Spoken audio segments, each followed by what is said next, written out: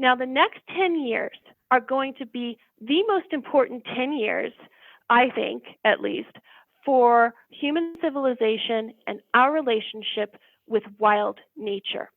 Because in the next 10 years, we have to effectively address the climate emergency and the extinction crisis in order to have hopes for a better civilization in the future.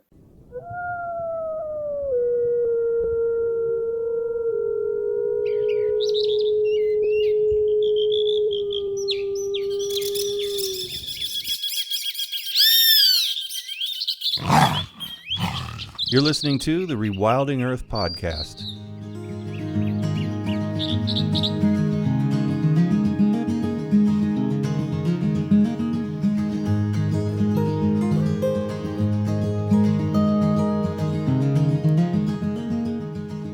The Rewilding Earth podcast is supported by businesses such as Patagonia, Catula, and Biohabitats, as well as the Whedon Foundation and listeners like you. If you love the work that the Rewilding Institute is doing, please consider donating at rewilding.org. And be sure to sign up for our weekly newsletter while you're there.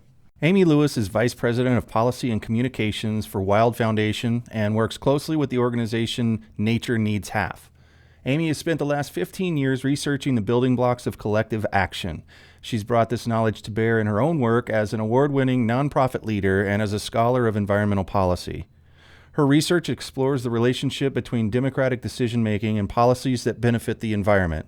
She says she delights in uncovering the deep forces that determine a society's political and ecological future.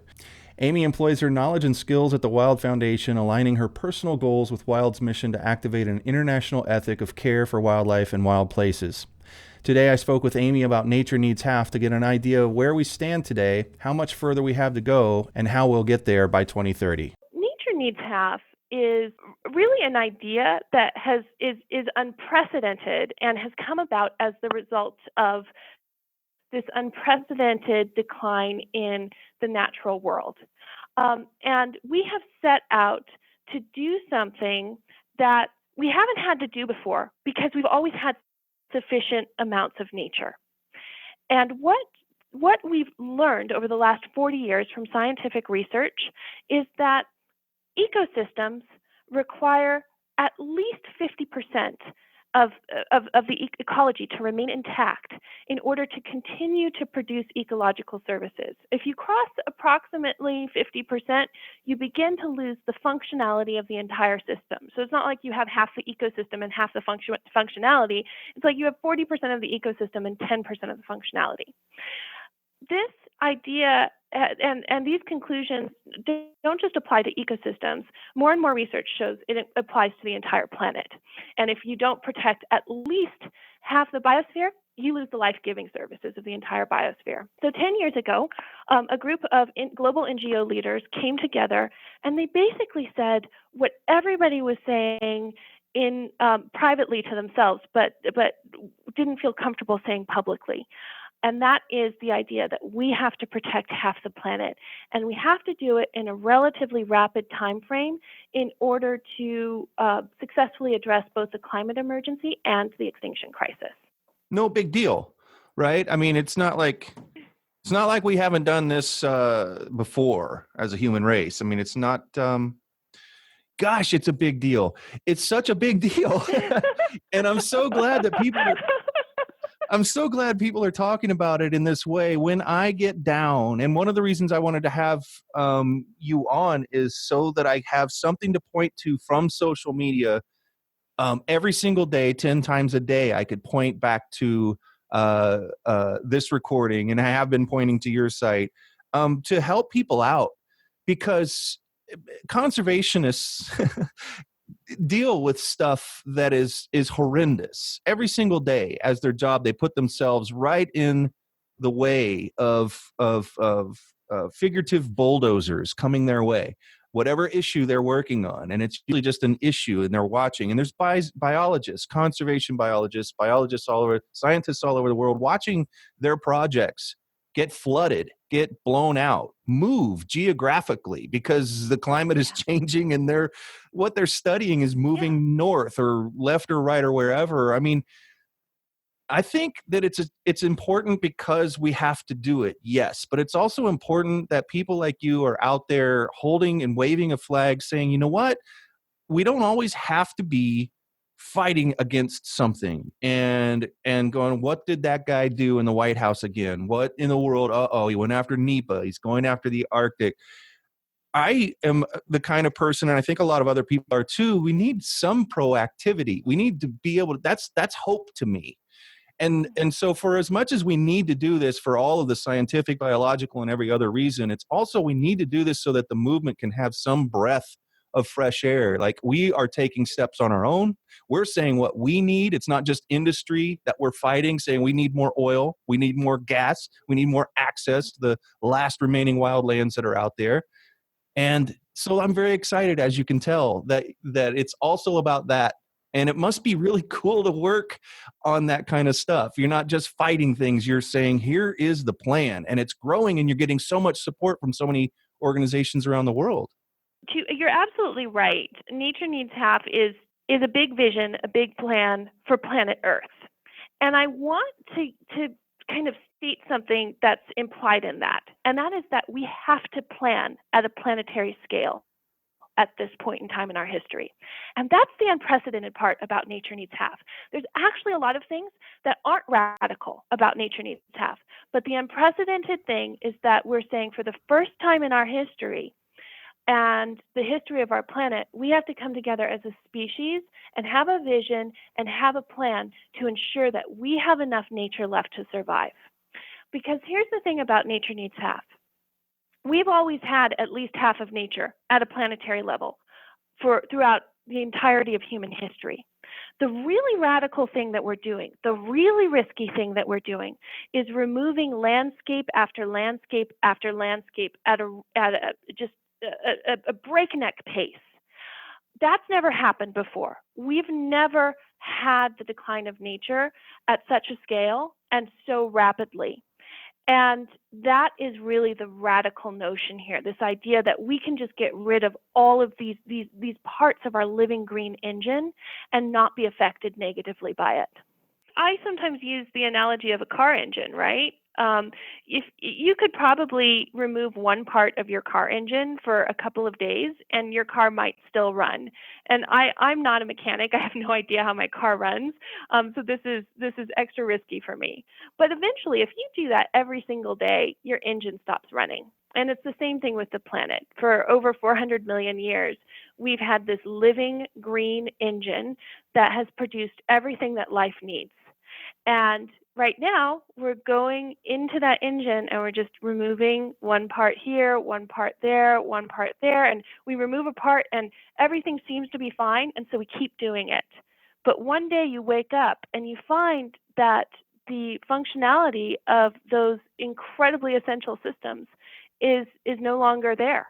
Who came up with the idea of half? Where's the science behind 50%?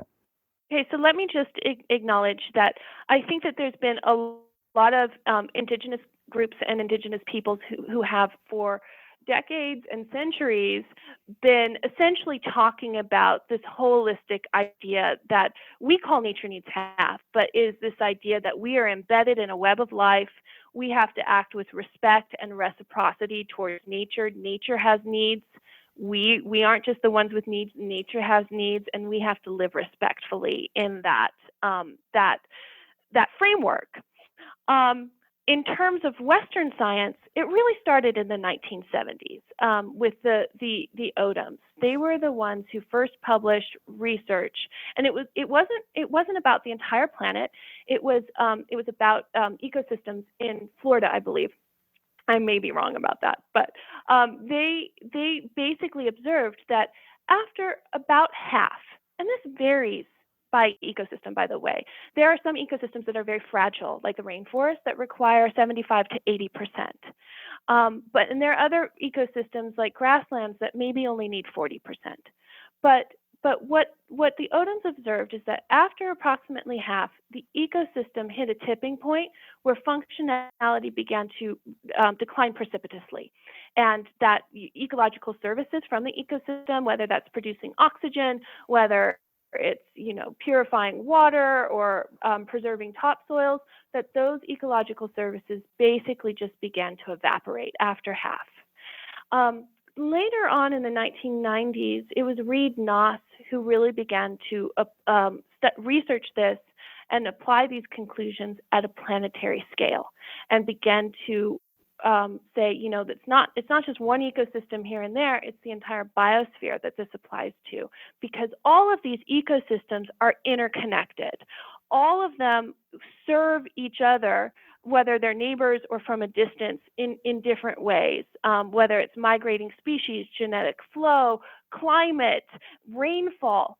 All of these systems are interconnected. And so we have to start thinking about this at a planetary level. In 2009, at the Ninth World Wilderness Congress in Merida, Mexico, Harvey Locke and Vance Martin and Cyril Kormos of the Wild Foundation launched the Nature Needs Half network for the first time. And the goal of this was to essentially get people in conservation talking about this idea and prioritizing the protection of half. And I think, as Harvey Locke says, that they just said what everybody was saying privately to each other, but that many didn't feel comfortable or safe saying publicly. And Nature Needs Half was this agenda building activity that we're going to make a safe platform for people to come out and say this publicly. And we're going to start agenda setting and getting this on the conservation agenda and later on the public policy agenda. So we've been doing that for 10 years, and it's been very needed, because initially we received letters from conservation leaders around the world. And I mean, we have some of these letters framed in our office, but what they were telling us is that, of course, I agree with you privately, but I would be crazy to come out in public support of this, because I would be laughed at, and you will be too. And in the last 10 years, that's changed. We're no longer laughing about the idea of protecting half. In fact, I think we're scrambling to figure out how we do it. And E.O. Wilson in 2016, with his book Half Earth, really helped move that forward on the agenda. And so that's kind of the evolution of this idea, and it getting to the level of prominence that it is at now. When coalitions start to form around anything, it makes me feel better, because I feel like resources are being used better, that leverage of synergies between organizations, there's not a lot of waste there because they're no longer in isolation. And I think it came to a head for me when I started looking at you guys and seeing the coalition that was forming there around this, because as we talk about umbrella species, keystone species, when we're talking about rewilding and connectivity projects, giant projects, small projects, we talk about those for Reed and Michael Soule and Foreman, and everybody would talk about those so that we could organize around something and our heads wouldn't pop off, because those species were meant to represent everything that falls under the umbrella. And it was an organizing factor. And I'm starting to see, and I have for years started to see, you guys as an organizing factor of the organizers, an organizing factor of the organizations, and this big total voice. And it's been incredibly refreshing. As I said before, I refer back to it to get my energy back up about all of this, so that it doesn't feel like it's just a million little battles and there's really no line drawn. There's no front line. It's all the lines, and it can feel overwhelming to conservationists. Well, thank you for saying that, and I can totally relate to the overwhelming aspect of it. When I'm meeting new people and they're like, "What do you do?" and I'm like, "Well, I work on an international team that's trying to protect half the planet in 10 years." It can be a little overwhelming. Yeah. But let me make a comparison here. Back in the early 1960s, JFK, it's the height of the Cold War. Everyone's worried about everyone else nuking each other, etc. And JFK comes out and he says, "We're going to go to the moon. In 10 years, we're going to do what's never been done before, and we're going to beat the Soviets to the moon." And because he said that, and because he made that his objective, society began to mobilize all the different industries and technologies and support staff that would be needed, and the innovation that would be needed to reach what in the early 1960s was an impossibility. No one could go to the moon in the early 1960s. But because that became the goal, by the end of that decade, there was the technology needed to do it. And it's the same thing with Nature Needs Half. I'd like to imagine, and this is a poor analogy for a lot of different reasons, but it should have the same kind of emotional urgency, that this is the new Cold War, that the struggle that we're engaging in right now, which is really a struggle within ourselves about can we live respectfully and sustainably on this planet as a species and as individuals, that's the new Cold War. And it's urgent and it's pressing, and the survival of hundreds of millions of people hang in the balance. And when we come out and we strongly state, this is the vision, this is the goal. And no, I don't know all the steps we need to take to get there, but I know the first 3 or 4 steps. And while we're taking those steps, we can be innovating the steps we need to take afterwards. If you make that the goal, and if that's what society begins to orient around, I guarantee you, if we could go to the moon, we can do this. And it is that umbrella statement. At the time it was said we need to go to the moon, it was currently at that time impossible, completely, utterly impossible to go to the moon. And nobody could wrap their mind around it. But then I love what happens to humans when they become properly inspired to do something and challenged to do something hard. Because in the right context, in the right environment, it can be an incredibly inspiring thing to watch. For us, hindsight, but to watch what happened there and to go, it can happen here. And the same thing is true here. It is currently impossible. If you look, there's so many arguments that could be made. Like, well, look who's in office, and look at all the resistance you're going to get from the Koch brothers, and look at it's impossible. There's no way you're going to be able to do this. But somebody has to come out and say it. And we have a very solid example, which you just gave, in human history, where something impossible was done. And logistically, technologically, and logistically, it's just as complicated as sending somebody to the moon, because there's so many billions of moving parts. But all of the people came together and congealed under that, like you said. And when the administration does change to something favorable to life on this planet, that it's going to be explosive. And I know you guys are sitting there ready with your wish list, with everything that you would like to just walk right into the White House and say, here, we got to work on this too. In that big line of people, they're going to be waiting at the White House to do their thing too, for everything that got screwed up in the 4 years that we're now behind on a mission that we were already behind on. Absolutely. And I want us to also think about the White House, because it's important. The United States is a global hegemon. It has a lot of influence, but there are hegemons around the world that also have influence. And some of those happen to possess jurisdictions that are some of the most biodiverse and necessary on the planet. And what I'm talking about right now are the BRICS. This is a group of countries, Brazil, Russia, India, China, and South Africa, that are not just up-and-coming economies, are not just regional hegemons, or, in the case of China, a global hegemon, but they also possess, 4 out of 5 are in the 17 most mega biodiverse countries in the world, and 3 out of the 5 are in the top 7 most wild countries in the world. And Russia, for example, is a cornerstone of any successful climate change mitigation plan. Because the Russian boreal forests, I think, for a single country, are the largest above-ground carbon sequestration that we have. So if we're going to meet our Paris climate targets, that carbon has to stay on the ground. So the Nature Needs Half network, we are absolutely working in North America and Western Europe.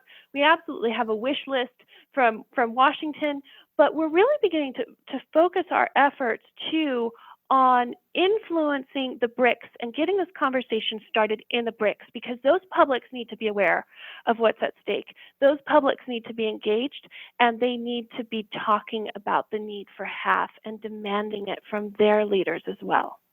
And how is that going? Is it? You know what? So the BRICS at this point in time, I'm sure many of your audience are kind of aware about Bolsonaro in India and the Belt Road Initiative in China and things like that. So the BRICS right now are really it's like everything is happening all at once in them, because there's a lot of threats and there's a lot of things that we are right to be worried about, and yet there's also a lot of opportunity, and there's so many civil society leaders that are coming forward, like, why weren't we talking about this earlier? Why weren't we doing something earlier? And in our kind of 2020 public outreach campaign that's really building public support around protecting 50% of the planet by 2030 for the next UN Convention on Biological Diversity. Our kind of superstar country at this point in time is India, simply because we've been getting, our public outreach there has been in the tens of millions every single week, and we've been getting an outpouring of support from Indian NGOs and other Indian civil society leaders. So there's a lot to be concerned about and a lot that we have to organize around, and yet I really see people beginning to do that and form the coalitions that are going to be the basis for us getting to half. And how do you visualize this to keep in your head how everything is going, how to convey how everything is going, but also you probably can't help delving into the logistics of all this stuff, like how this spreads? Do you have an organic model of it? It's just going to happen because we're going to lead with the vision, and there are some details, but groups are going to have to figure it out on their own on the ground? Or how does that even work in your mind? Well, so my background actually isn't in the natural sciences. It's in the social sciences. I'm a political scientist, and I'm a social movement theorist. Good, even better. Yeah. So it's my job to kind of keep these moving parts all together in my head. And I have to tell you, there's some days that's easier said than done. I would imagine. So here's the basic model, though. The way a policy gets onto the institutional agenda, where you can finally start fighting over what that policy is going to be and how it's going to be implemented. The way the policy gets on the institutional agenda is, first you have to build both public and institutional support for it, which kind of go hand in hand. And I sometimes feel like it's in the conservation sector as a whole, because most of us are natural scientists and most of us are working directly on the front lines trying to, build that last stand for that ecosystem or that species, that we've had to sideline building public support. But there are actually relatively proven models for how to do this. They can be time consuming, they can be very expensive, but they're relatively proven models for how to do this if you go about it in a consistent manner. So WILD, with our and the Nature Needs Half network, with our very, very, very, very marginal budget, are going about reaching out to the audience, the kind of neutral audience, the audience that cares a little bit, but they don't know enough to know how urgent it is. And we're essentially reaching them with their current concerns, because most people don't walk around being concerned about the planet or the oceans or that ecosystem over there or that forest or that species. What they're concerned about is dinner tonight. Where can I get a clean glass of water to drink? What is my nation secure? Things like that. And we're actually doing this campaign called the Survival Revolution, where on a monthly basis, we reach out to these new publics and we say, look, if you care about dinner tonight, which will be April, by the way, if you care about dinner tonight, you care about wild nature. And in order to save wild nature, we have to protect at least half of the planet. If you care about the health of your children and their future, you care about wild nature. And that's why we have to protect half the planet. So we're going about this in a fairly consistent way to expand that support. And there's also institutional efforts as well. But what we really need is an arsenal of public opinion shifting to the need for 50% of the planet in order to embolden leaders to come out with this ambitious target and start pushing policy forward. You're listening to the Rewilding Earth podcast. Did you know we also publish insightful and inspirational content from leading rewilding scholars, poets, artists, and organizers from around the world? You can visit rewilding.org and sign up for our weekly digest to receive brilliant, fresh insights on everything rewilding. You'll find over a decade of articles and news from the front lines of wildlands protection and all kinds of restoration efforts. Check us out at rewilding.org, and don't forget to share it with friends. I find it a great comfort that people like you are out there doing this. You know, your title is Vice President of Policy and Communications, and it says right at the top, you've spent the last 15 years researching the building blocks of collective action. And what I described earlier was a whole bunch of people, a lot of people in all the organizations that are really good at doing what they do. They do not have much, if any, experience looking at the world and looking at moving such a giant thing forward as people who study the things that you do. And so thank you so much. And are there more of you? How many more of you is it going to take, and where do we get more? Well, okay, so thank you. I would love to.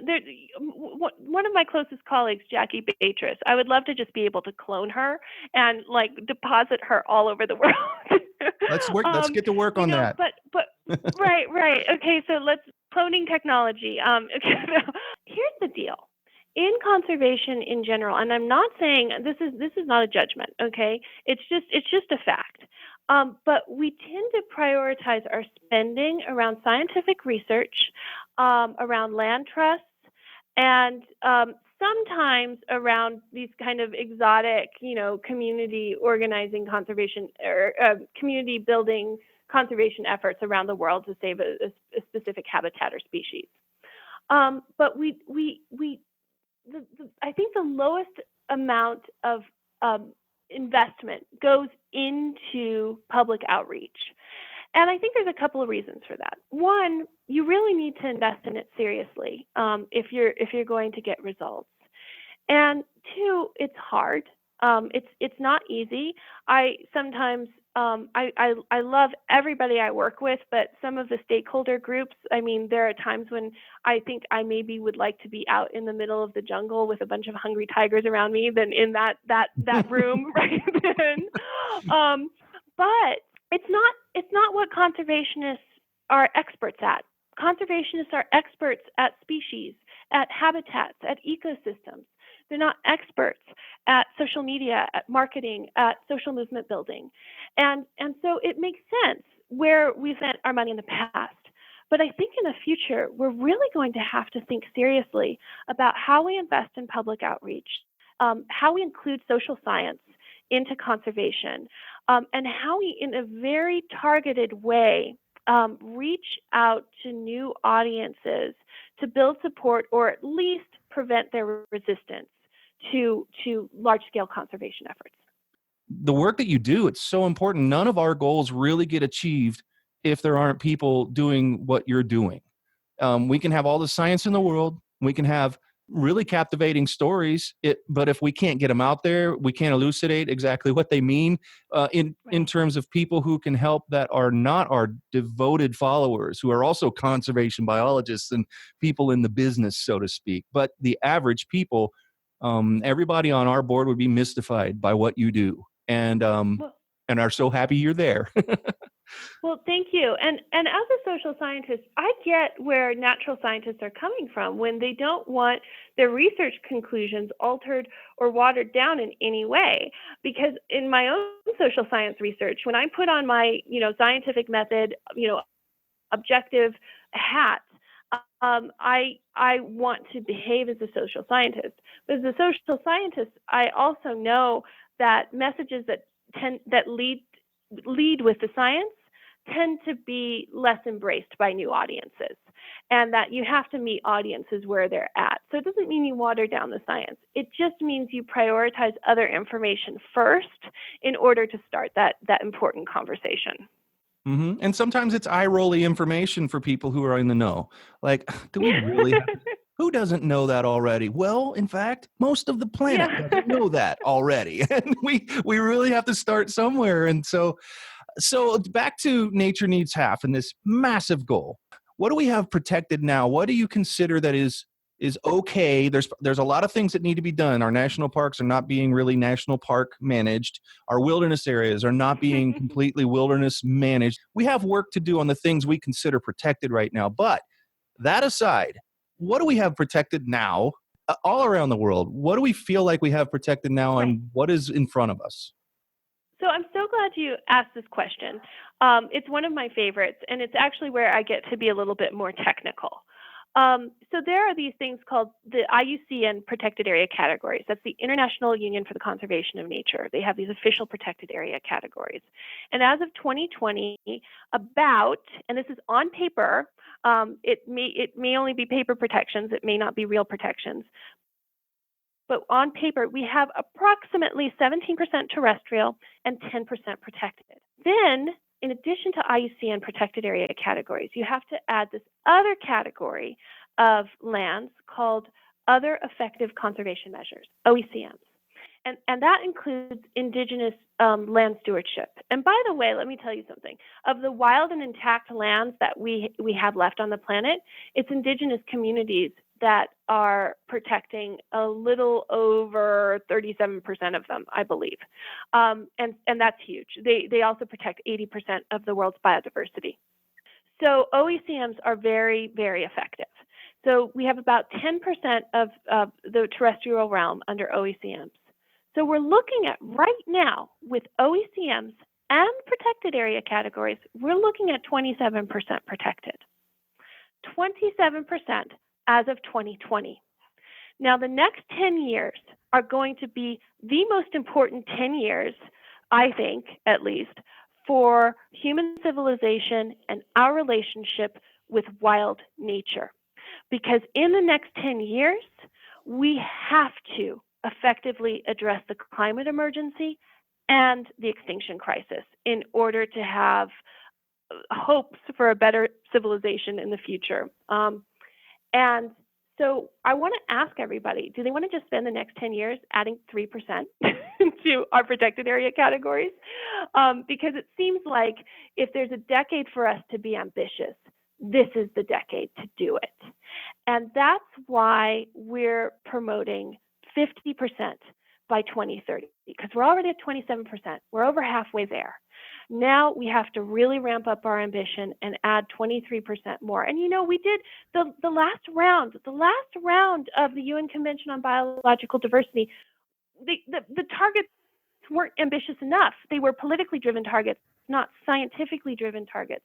But they were still pretty ambitious. I think that we added, 10% marine, 10% more marine protected areas, and I think close to another 10% terrestrial. So we want to be at least as ambitious as the last round, the Aichi rounds. So I think we should at least be going for 40%. But given that the science mandates 50%, that's what our target needs to be. I feel better now. Do you? Yes. Well, I think a lot of people are going to feel better because the question, actually, in all of the reading that you do, if you're fairly plugged in, not super plugged in, but fairly plugged in, and you watch your social media stuff go by, you hear a lot of nature needs half and half earth, and you hear everything from Weiss Foundation and all kinds of different areas about work that's being done right now. But even and I think I'm pretty plugged in, didn't really know the 27% number to this day. And I have to fly around. I know it's on your site. It's got to be. And I know it's in a lot of different places, but it feels better when you know the number, even if it's a lot of paper protected stuff. We're always going to have to improve the protections, and police them and make them better. But tell me if I'm wrong, if this is the right scenario. But we have a huge, huge amount of proposed protected areas. An example here in North America, in the United States, is we have a list of Michael Kellett on a podcast just a few episodes ago outlined a plan that he has, that there are 500 potential national parks that could be added, or at least 200 or 300 that are really strong and the other ones need consideration or study, but 500, a list of 500 places just to be added to the national park system, which would effectively triple the 180 some odd million acres that we have, I think, in the park system now. Right there, just national parks. And I know of other things, Rewilding North America, Dave Foreman has had out there for quite a long time, additions, and we're working on new maps and new data that's going to show another enormous amount of available places to do recovery, restoration, and protection of wildlands that are in great shape.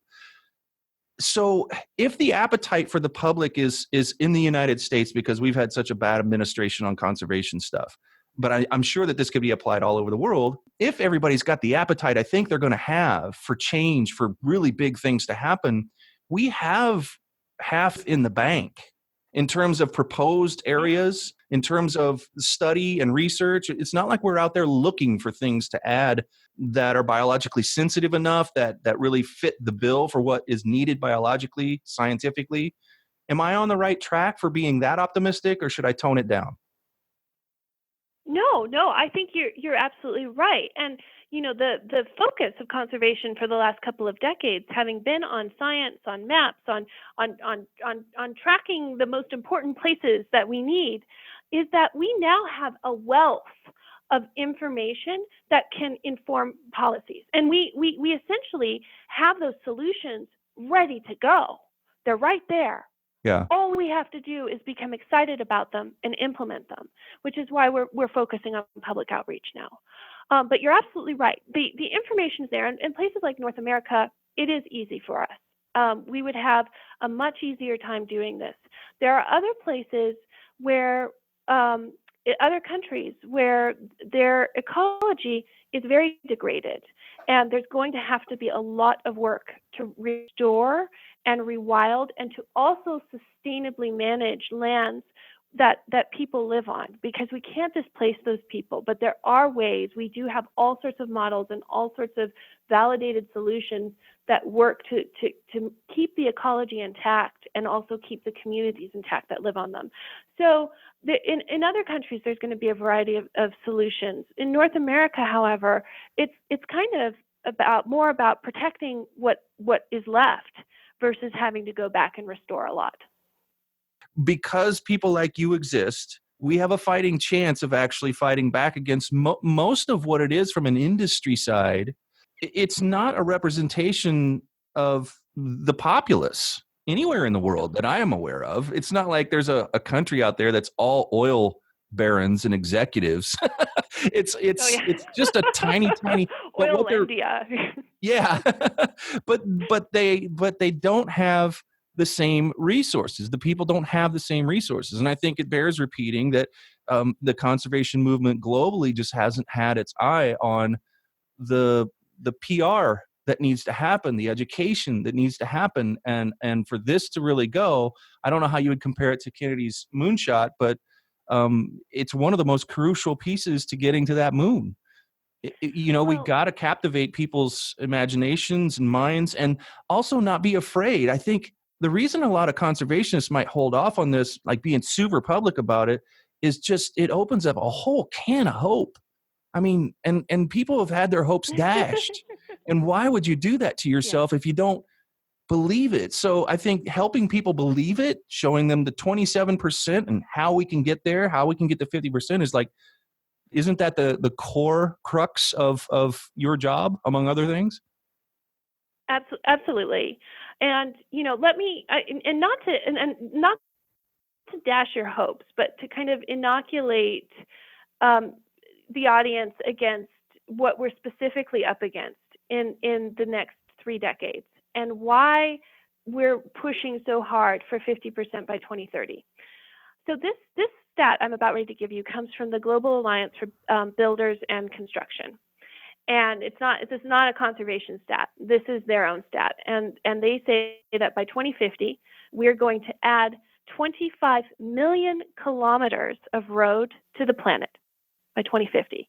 That's enough road to encircle Earth 600 times. And I don't think I need to tell your audience how devastating roads are to wild places.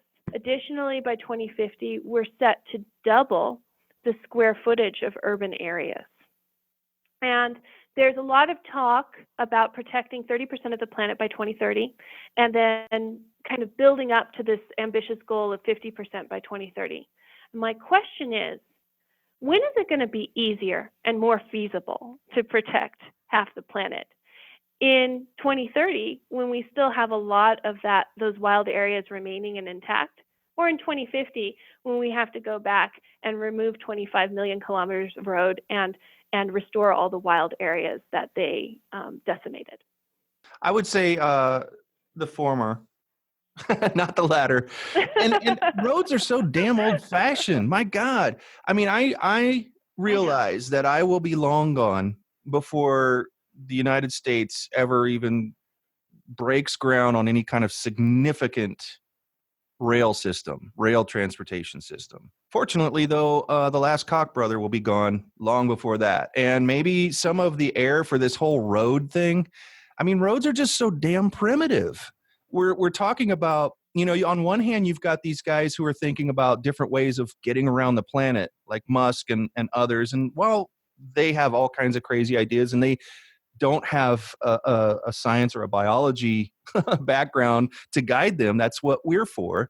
They're at least thinking about a future that doesn't entail such weird primitive stuff. I think the only reason something like that's even on the books is because we've got some aging people out there. It's a last gasp, I hope. And I hope that not all or even a significant portion of those roads actually end up being built. And the only thing pushing against that would be this big vision. You can't have a road here. This is going to be this.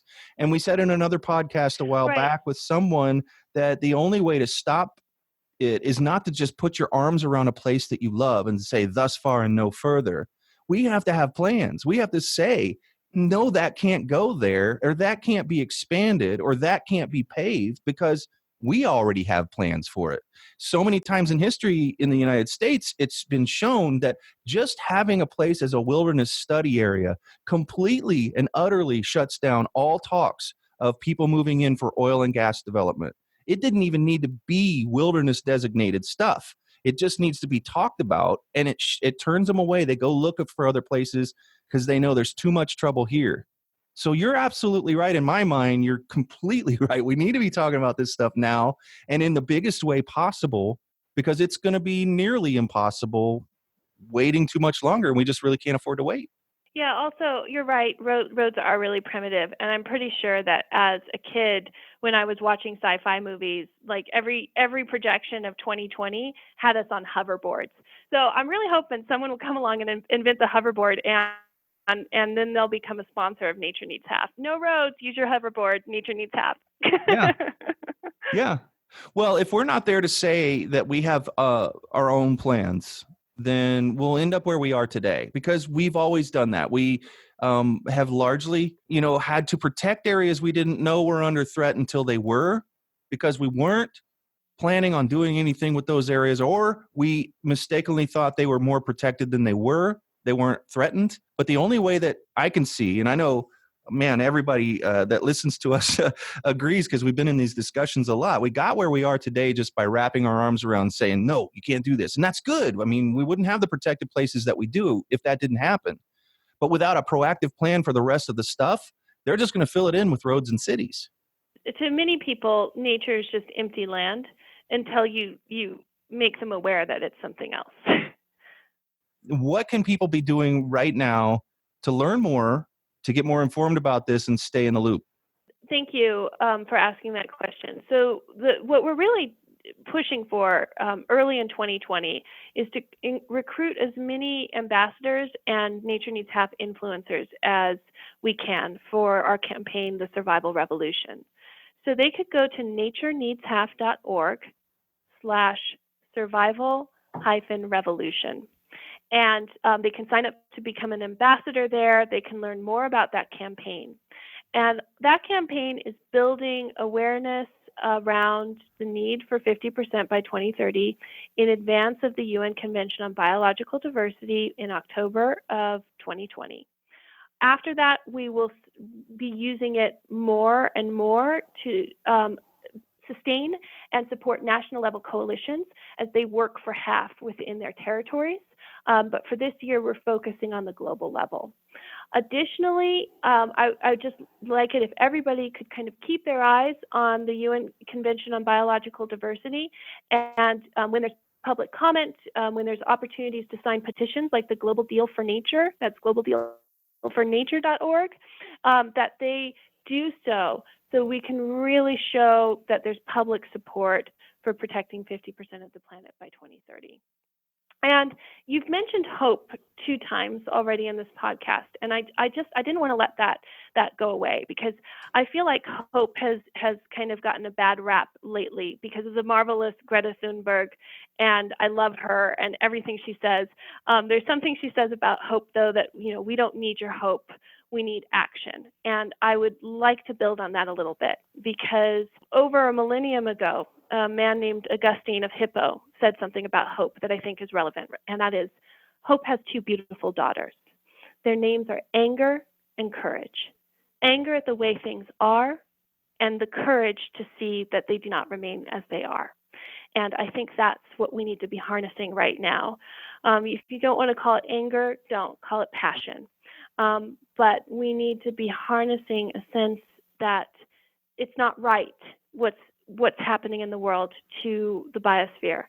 It's not right, and we have the fortitude to see it changed in our lifetimes. Amy, thank you so much for being on Rewilding Earth today.